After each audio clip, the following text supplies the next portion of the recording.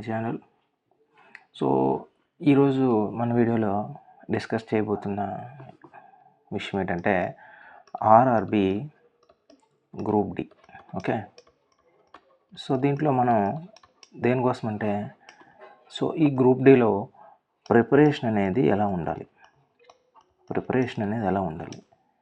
So planning అనేది ఎలా ఉండాలి, ప్రిపరేషన్ ప్లానింగ్, ఈ ప్లాన్ అనేది ఎలా చేసుకుంటే మనం సక్సెస్ అవ్వగలం, సో రీచ్ అవ్వగలం, సో సక్సెస్ అనేది ఎలా అవుతుంది అనేది మనం ఇప్పుడు ఈ వీడియోలో తెలుసుకుంటాం.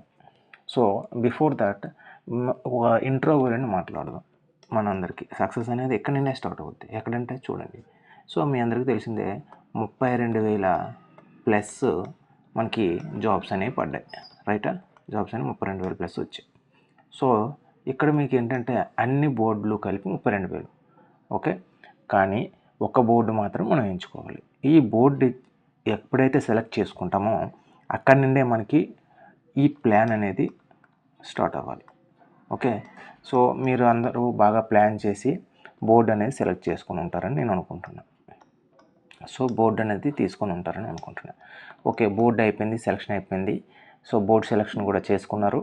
ఓకే, క్లియర్ అంతవరకు. సో బోర్డు సెలక్షన్ అయిపోయింది కాబట్టి అక్కడికి అది ఒక ప్లాన్ అనమాట. సో ఈ బోర్డు బట్టి అక్కడ ఉండే సో ఏదైతే అక్కడ మనకి కాంపిటీషన్ ఉంటుందో ఆ కాంపిటీషన్ బట్టి మనకి సో ఫైనల్లో వచ్చే ఎప్పుడైతే ఫైనల్ రిజల్ట్ వస్తుంది కదా, ఆ రిజల్ట్లో కొన్ని తేడాలు అనేవి వచ్చేస్తాయి, అందరికీ తెలుసు ఆ విషయం. సో ఆ రిజల్ట్లో మీకు సో ఏదైతే బోర్డు ఎక్కువ కాంపిటీషన్ ఉందో అక్కడ కట్ ఆఫ్స్ అనేవి చాలా గట్టిగా పెరుగుతాయి, రైట్? కట్ ఆఫ్స్ అనేవి ఎక్కువ పెరుగుతాయి, రైట్? ఇప్పుడు ఏంటంటే సో మర్చిపోండి, ఇంకా బోర్డు అనేది మర్చిపోండి. సో ఈ బోర్డులో అప్లికేషన్స్ ఇవన్నీ స్టేటస్లు కూడా మీరు అన్నీ చూసి ఉంటారు. సో ఎక్కడ ఎక్కువ అప్లికేషన్లు వస్తే అక్కడ ఎక్కువ కాంపిటీషన్ అనేది ఉంటుంది అనేది మనందరికీ తెలిసిన విషయం, రైట్? ఇప్పుడు ఏం చేయాలి? సో మన ప్రిపరేషన్ అనేది ఎట్లా కొనసాగాలి? సో జాగ్రత్తగా వినండి. ఇక్కడ so different mindset peoples అనేవాళ్ళు ఉంటారనమాట. పీపుల్స్ బట్టి ప్రిపరేషన్ అనేది మారిపోతూ ఉంటుంది అనమాట. ఎందుకంటే మనకి ఇక్కడ ఏంటంటే మ్యాథ్స్ స్టూడెంట్స్ కొంతమంది ఉంటారు, సైన్స్ బ్యాక్గ్రౌండ్ స్టూడెంట్స్ కొంతమంది ఉంటారు, ఓకే, కొంతమంది ఇంజనీరింగ్ స్టూడెంట్స్ కూడా ఉంటారు, ఓకే. సో మ్యాథ్స్ బ్యాక్గ్రౌండ్ స్టూడెంట్స్కి మ్యాథ్స్లో స్ట్రాంగ్ అనేది ఉంటుంది అనమాట. సో సైన్స్ బ్యాక్గ్రౌండ్ స్టూడెంట్కి సైన్స్ స్ట్రాంగ్ ఉంటుంది, right? So engineering background mix అనమాట. సో ఈ రెండిట్లో స్ట్రాంగ్ అవ్వగలరు ఈయన, రైట్? ఇప్పుడు మనం ఏం చేయాలి? టైం ఉంది కాబట్టి ఇక్కడ ఒక్కసారి చూసుకోండి, జనరల్ సైన్స్ అనేది సో మనకి అదే ఏదైతే ప్యాటర్న్ ఉందో group D pattern, general science అనేది ఎన్ని మార్కులకి 25 మార్క్స్ అనమాట, రైట్?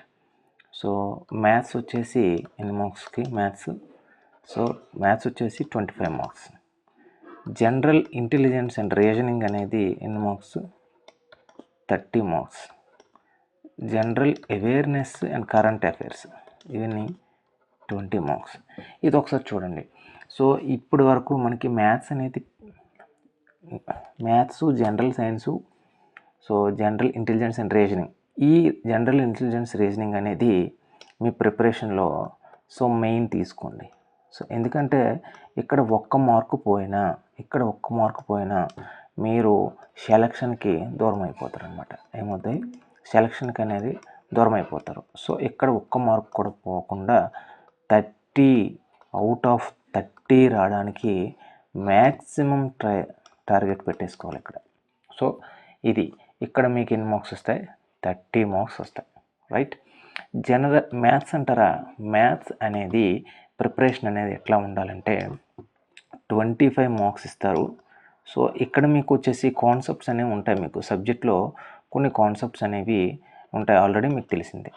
కొన్ని కాన్సెప్ట్లో కష్టంగా ఉన్నవి వదిలేయకూడదు. ఏదైతే కష్టం ఉంటుందో అవి వదిలేయకూడదు.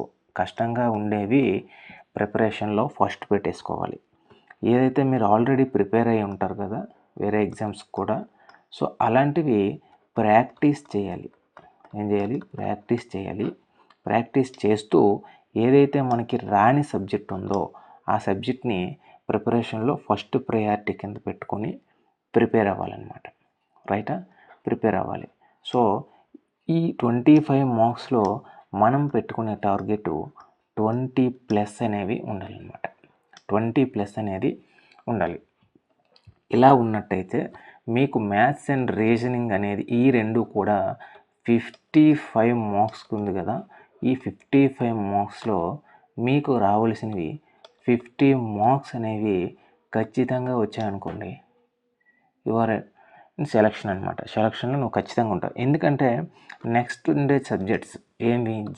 General science. సో ఈ జనరల్ సైన్స్ అనేవి ఎన్ని మార్క్స్ ఇస్తాడు? 25 మార్క్స్ ఇస్తాడు. మనం ప్రిపరేషన్ అనేది ఎలా ఉండాలి? మన ప్రిపరేషను మిక్స్డ్గా ఉండకూడదు ఎప్పుడు కూడా జనరల్ సైన్స్ విషయంలో. ఎందుకు అని అంటే, సో జనరల్ సైన్స్ నుండి ఎలా ఇస్తాడు ఏంటి అనేది సో ఎవరికీ తెలియదు. కొంచెం మోడరేట్గా ఇవ్వచ్చు, లేదా ఈజీగా ఇచ్చేవచ్చు, లేదా హార్డ్గా ఇవ్వచ్చు. కానీ మన దగ్గర సో ఉన్న ఒకే ఒక్క ఆయుధం ఏంటంటే, ఏ టాపిక్ నుండి ఇస్తాడు ఖచ్చితంగా ప్రీవియస్ ఇయర్ క్వశ్చన్స్ చూస్తే ఏ టాపిక్ నుండి ఇస్తాడు అనేది ఫస్ట్ చూడాలి. First step. సో ఖచ్చితంగా ఈ టాపిక్స్ నుండి ఖచ్చితంగా ఇస్తాడు అని అనేవి ఫస్ట్ ప్రిపేర్ అయిపోవాలి. ఫస్ట్ అనేది ప్రిపేర్ అవ్వాలి. సో ఫస్ట్ ఏవైతే ఖచ్చితంగా వస్తాయి రిపీటెడ్గా వచ్చినవన్నీ కూడా ఆ కాన్సెప్ట్లని ప్రిపేర్ అయిపోవాలి. సో సెకండ్ స్టెప్ వచ్చేసి ఏవైతే ఇంకా మిగిలి ఉన్నాయో టాపిక్స్, రిమైనింగ్ టాపిక్స్ అనేవి ప్రిపేర్ అవ్వాలి. ఇప్పుడు వచ్చేసి థర్డ్ ప్రాబ్లమెటిక్ అనే కొన్ని ఉంటాయి, చిన్న ఉంటాయి. అవి ప్రిపరేషన్లో భాగంగా మనం ప్రిపేర్ అయిపోతాం. కానీ దానికన్నా కొంచెం డిఫికల్ట్. ఎందుకంటే సో ఈ 25లో వాడు ఖచ్చితంగా 5 క్వశ్చన్స్ అనేది ప్రాబ్లమ్స్ ఇస్తాడనమాట. సో ఇందులో ఇంకొక 5 అనేది హార్డ్ ఇస్తాడు. సో మన ప్రిపరేషన్ ఎలా ఉండాలంటే, సో ఫస్ట్ ఈజీ అనేది మనకి ఆల్రెడీ ప్రిపరేషన్లో భాగంగా కవర్ అయిపోతుంది. సో మోడరేట్ అనేది మన ప్రిపరేషన్ అండ్ ప్రాక్టీస్ చేసిన దాన్ని బట్టి మోడరేట్ క్వశ్చన్ వరకు వెళ్తావు. నువ్వు హార్డ్కి వెళ్ళాలంటే ఫస్ట్ ఈ 2 స్టెప్స్ అయిన తర్వాత నువ్వు హార్డ్ క్వశ్చన్స్ అనేవి ఖచ్చితంగా సో 5 క్వశ్చన్స్ ఇస్తావు. ఈ 5 క్వశ్చన్స్ నువ్వు చేయగలిగితే ఈ జనరల్ సైన్స్లో ఖచ్చితంగా నువ్వు హీరో అయిపోతావు. సో హార్డ్ అనేది లాస్ట్లో పెట్టుకోండి. ఎందుకంటే దాంట్లో ప్రాబ్లమెటిక్ ఉంటాయి, అలాంటివి సాల్వ్ చేయడం ఇలాంటివన్నీ చేస్తే వస్తుందన్నమాట జనరల్ సైన్స్లో కొన్ని టాపిక్స్లో నువ్వు ఖచ్చితంగా సో ప్రూవ్ అవసరం లేదు. సో ఈ టాపిక్స్ నుండి ఖచ్చితంగా వస్తాయని మాత్రం ఫస్ట్ అవి నువ్వు ప్రిపేర్ అయిపోవాలన్నమాట. తర్వాత నువ్వు చేయవలసినవి ఏవైతే 50-50లో ఉంటాయి అలాంటి టాపిక్స్ అనేవి నెక్స్ట్ పెట్టేసుకుంటావు. ఇది నువ్వు జనరల్ సైన్స్లో చేయవలసిన ప్రిపరేషన్ ప్లాన్. రైట్. ఇప్పుడు నువ్వు నెక్స్ట్ ప్రిపరేషన్కి వచ్చేసరికి జనరల్ అవేర్నెస్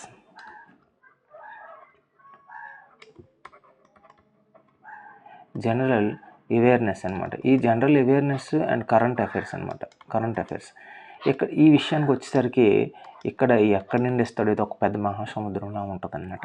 కానీ ఎక్కడి నుండి ఇస్తాడో తెలియదు.